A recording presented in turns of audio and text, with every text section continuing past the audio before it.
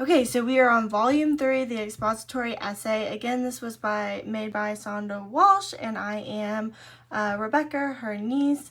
Just a little background, my aunt has always checked all of my essays, so this book is probably one of the best things that you could buy because she is just absolutely amazing when it comes to essays.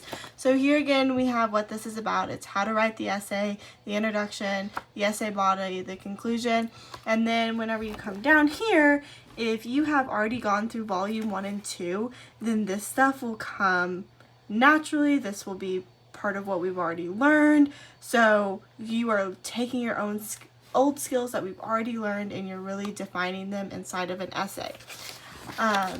So this one, oh, here's the daily thing. So you have your journal, your editing exercises, and your grammar lessons for each day.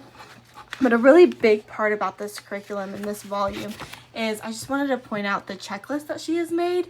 So this is awesome, and it will walk you through and everything that you need to know. Have a great day and let us know what you think.